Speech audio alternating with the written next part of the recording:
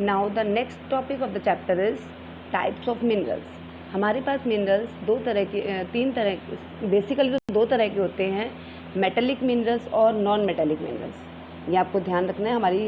हमारी इंडिया में बहुत सारे 1000-3000 से भी ज़्यादा मिनरल्स पाए जाते हैं, और ये जो मिनरल होते हैं ये 2 टाइप के होते हैं, metallic minerals, non metallic. Metallic mineral नाम से क्लियर है जिनके अंदर मेटल्स पाए जाते हैं, नॉन मेटेलिक मिनरल्स नाम से क्लियर है जिनके अंदर मेटल्स नहीं पाए जाते। ठीक है, आगे जो मेटेलिक मिनरल्स हैं इनको भी 2 टाइप्स में हम डिवाइड करते हैं, फेरस मिनरल्स और non ferrous minerals. Ferrous minerals वो मिनरल्स होते हैं जिनके अंदर आयरन होता है, और नॉन फेरस मिनरल्स वो मिनरल्स होते हैं जिनके अंदर आयरन नहीं होता। तो देखो आपके पास गिवन है metallic minerals. Metallic minerals contain metal, लेकिन ये कच्ची फॉर्म में पाए जाते हैं। मेटेलिक मिनरल्स वो मिनरल्स होते हैं जो कि कच्ची फॉर्म में मेटल कंटेन करते हैं। ठीक है, एक इसके मेटल्स जो है आपको पता है क्या होती है, मेटल हार्ड सब्सटेंसेस होते हैं जिनके जो हीट और इलेक्ट्रिसिटी को कंडक्ट करते हैं, और सबसे इंपॉर्टेंट है इनके अंदर लस्टर और शाइन और चमकने की शक्ति होती है। आज जैसे एग्जांपल ले लो, इनके एग्जांपल्स हैं आपके पास, आयरन और बॉक्साइट, मैंगनीज, इनके एग्जांपल्स हैं। ठीक है, मेटेलिक मिनरल्स जो हैं ये आपके पास 2 तरीके के होते हैं, फेरस, नॉन फेरस। जैसे मैंने पहले ही बताया है, फेरस मिनरल्स वो होते हैं जिनके अंदर आयरन होता है, और नॉन फेरस मिनरल्स वो होते हैं जिनके अंदर आयरन नहीं होता। जिनके अंदर आयरन होता है वो होते हैं फेरस मिनरल, जैसे कि गोल्ड, सिल्वर, कॉपर।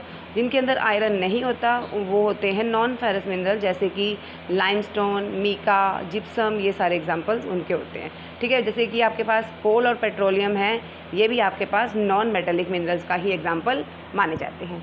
अब आपके पास आता है मिनरल्स को हम जैसे निकालते हैं, धरती के नीचे होते हैं, चट्टानों के नीचे होते हैं ये, तो इनको निकालना इनको निकालने को ही हम क्या कहते हैं, एक्सट्रैक्शन। एक्सट्रैक्शन का मतलब आपको समझ आ गया होगा, टेकन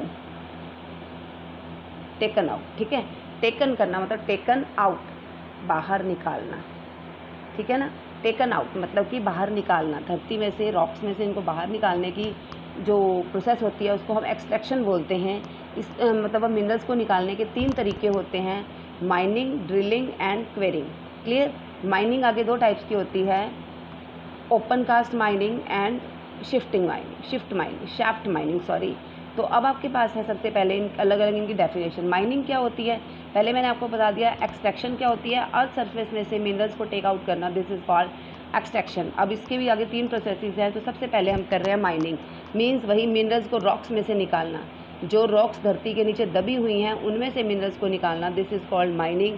अब ये 2 टाइप्स की होती है, open cast mining and shaft mining.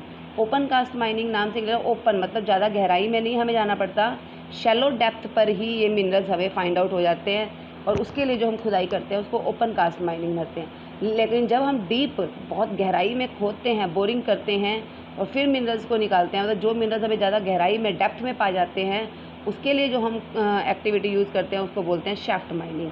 Similarly आपके पास अगला आता है ड्रिलिंग। ड्रिलिंग में क्या होता है, हम वेल्स को बोर करते हैं, मतलब कुएं की तरह से हम इसके अंदर बोरिंग करते हैं। कुएं जैसे कुएं बनाने के लिए बोरिंग होती है वैसे ही बोरिंग करते हैं और मिनरल्स करते हैं, तो उसको बोलते हैं ड्रिलिंग। और सिमिलरली वो मिनरल जो अर्थ सरफेस में से जस्ट डग आउट, मतलब हल्का सा खोदो और मिनरल निकल आते हैं, वो होती है क्वेरिंग। तो इस तरह से आपके पास जो मिनरल्स को निकालने की प्रोसेस होती है उसको हम 3 टाइप्स में डिवाइड करते हैं। Now the next point is distribution of minerals. Minerals का डिस्ट्रीब्यूशन, जैसे कि हम पहले ही पढ़ चुके हैं, जो ये मिनरल्स होते हैं ये अलग अलग जगह पर अलग अलग पाए जाते हैं, मीन्स कहीं ज़्यादा पाए जाते हैं, कभी कहीं कम पाए जाते हैं। सबसे इंपॉर्टेंट पहला पॉइंट तो यही। और दूसरा जो है, जैसे हमने पहले पढ़ा है, ये रॉक्स में पाए जाते हैं, और रॉक्स हमारे पास आप पहले ही पढ़ चुके हो, 3 तरह की होती हैं, igneous rocks, sedimentary rocks and metamorphic rocks. In rocks तीनों रॉक्स में ही ये पाए जाते हैं।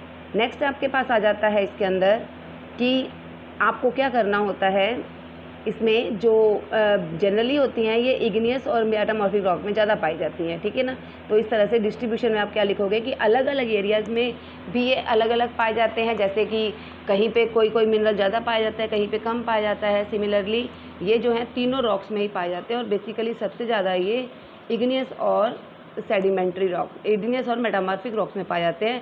सेडिमेंट्री रॉक्स में इनका फॉर्मेशन कम होता है। ठीक है, तो जैसे अब आपके पास एरियाज़ वाइज आपको एग्जांपल देने हैं, तो वर्ल्ड में स्वीडन में आयरन और पाया जाता है।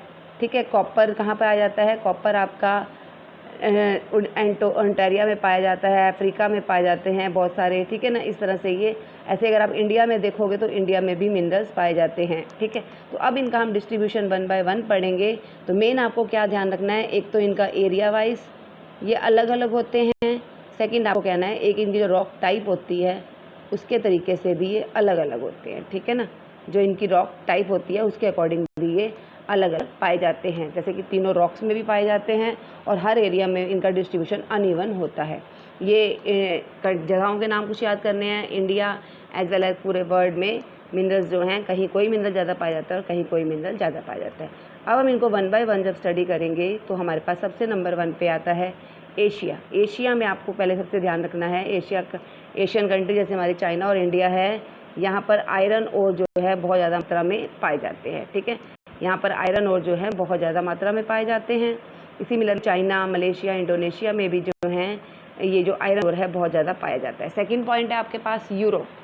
यूरोप में क्या है आपके पास, यूरोप में आपके पास है यहाँ पे भी आयरन ओर जो है लीडिंग प्रोड्यूसर है। आयरन ओर जो है मतलब बहुत सारी मात्रा में पाया जाता है, ठीक है। यहाँ पर भी आयरन ओर जो है बहुत ज़्यादा पाया जाता है। और आपके पास जैसे कि रशिया, यूक्रेन, स्वीडन, यहाँ पर भी पाया जाता है आयरन बहुत ज़्यादा, ठीक।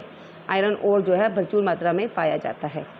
ये हो गया second number. Now third is north America.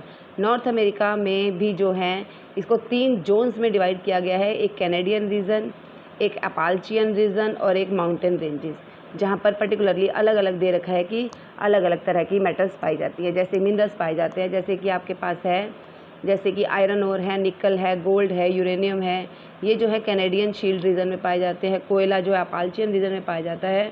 और कॉर्डिलियरा में जो है वो copper, lead, zinc, gold and silver की मात्रा बहुत ज़्यादा पाई जाती है। नेक्स्ट है आपके पास साउथ अमेरिका। साउथ अमेरिका में भी आप देखोगे जो ब्राज़ील है, साउथ अमेरिका का जो पार्ट है ब्राज़ील, वहाँ पर भी आपके पास सबसे इम्पॉर्टेंट जैसे डायमंड, गोल्ड, प्लेटिनम जो हैं ये मिनरल्स पाए जाते हैं। और भी बहुत सारे मिनरल्स यहाँ पर अफ्रीका में पाए जाते हैं, जैसे कि uranium, cobalt, chromium etcetera. Next है आपके पास अफ्रीका। अफ्रीका जो है बॉक्साइट का सबसे अच्छा प्रोड्यूसर होता है, ठीक है। यहाँ पर सबसे ज़्यादा बॉक्साइट पाया जाता है, अदरवाइज कॉपर, लेड, जिंक यहाँ पर पाए जाते हैं। एंटार्क्टिका में आपके पास जो हैं बहुत सारे वैरायटी के मिनरल डिपॉजिट्स पाए जाते हैं, जैसे कि आपके पास इसके अंदर भी वही सबसे इंपॉर्टेंट आप देखोगे आयरन और मैक्सिमम सब जगह ही पाया जाता है। तो इस तरह से एंटार्क्टिका में भी ये मिनरल्स पाए जाते हैं। Now the next topic of the chapter is uses of minerals, जो कि हम नेक्स्ट वीडियो में स्टडी करेंगे।